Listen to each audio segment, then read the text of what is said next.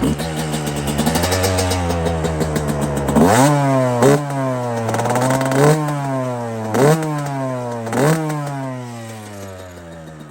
start. This thing hasn't been ran in like 2 months, man. Oh man, you guys better like this video. It's a pain in the butt to get that bike out of the damn trailer. I didn't move it back far enough. Whew, how you guys doing? Ride review back with another video today. I've been wanting to do this video for a little while. I just haven't gotten around to it. I know there's like probably 1,000 other these videos on YouTube, but there's not one on this channel. So yeah, I just wanted to talk about a few different things. If maybe you're a first-time rider, or maybe you have one of these already, a 4-stroke or a 2-stroke, and you're thinking about getting another one, or maybe you're thinking about switching over to something different. I just wanted to give my 2 cents on these 2 different platforms on bikes. I know a lot of people go one or the other.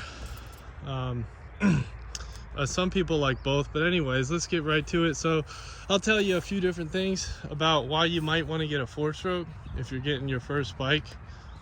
So the first thing that like would make you probably want to get a 4-stroke, and you're just learning how to ride, you've been on a bicycle before, a pedal bike, but you kind of got the balance thing down, but you've never been on a motorbike.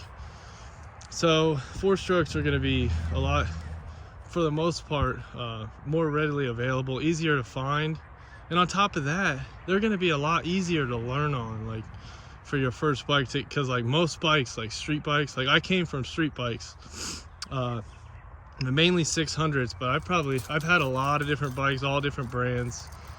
Yeah, so like, but all street bikes mainly are gonna be 4-stroke. So if you want something to learn on that's gonna like get your skill set able to cross over and go to different things, the 4-stroke is a good base to learn on, I would say. The motor is gonna be a lot more linear, the power and stuff. It's gonna be a lot easier to control as far as like the RPMs and stuff like that, and the clutch engagement, and yeah, so it's going to be a lot easier to ride. A lot of people even think 4-strokes sound like better than 2-strokes. I don't think that, but I don't know, they both have a very unique sound. 4-strokes more of like a barking sound. They do sound awesome when they're wide open. Yeah, I love this bike. This is my KX250X. This is the X model, but the guy I got it from had taken the kickstand off, but I don't really use a kickstand. That's a little triangle stand. That's actually to this bike, but I don't really use it, man. I just lean it up against the damn tree or whatever.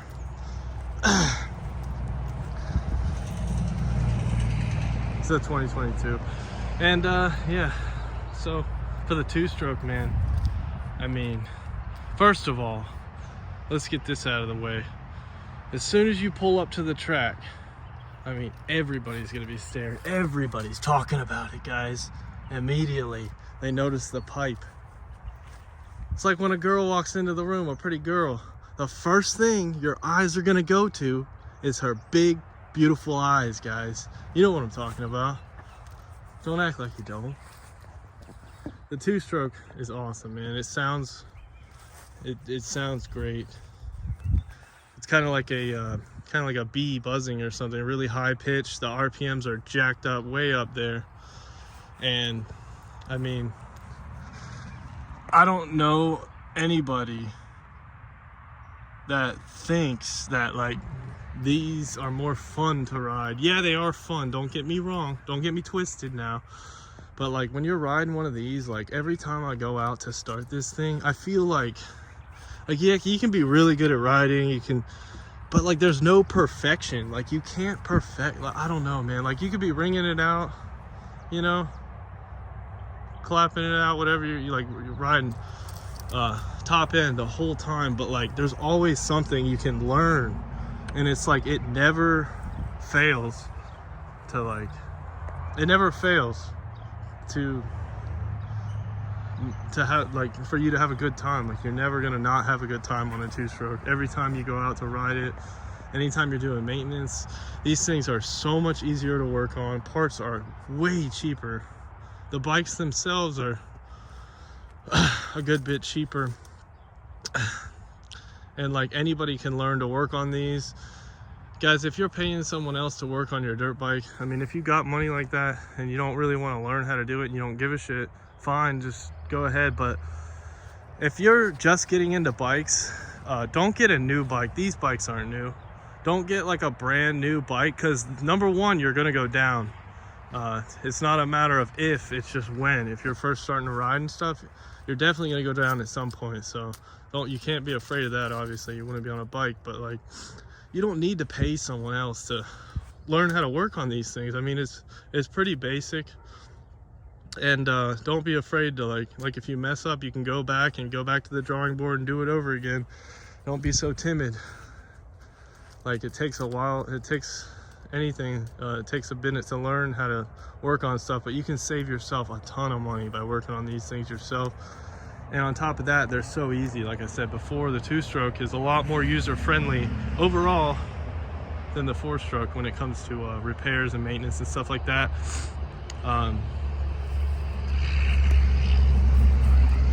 You can do a whole, like, the littlest modifications on these bikes make the biggest difference. I mean, you can throw a set of reeds, you can jet the carburetor, just like little things. Really I mean, you can do anything to any bike, but like, you don't have to spend a lot of money to like tune these and do all kinds of cool stuff to them. You make them like your own. Really, I like, when it comes to motorcycles, I like I want to say stock, but as close to stock without. That's why I only got a pipe and a Wiseco piston and stuff. But like, I don't need a whole bunch of trick stuff and everything, you know. Nothing fancy. I think like basic and simple, it looks cleaner, in my opinion. Everyone's different, but if you plan on getting a bike and like you want to do other stuff to it, I would go with the two-stroke. Or if you just want to have fun and stuff like all the time and never get tired of the bike.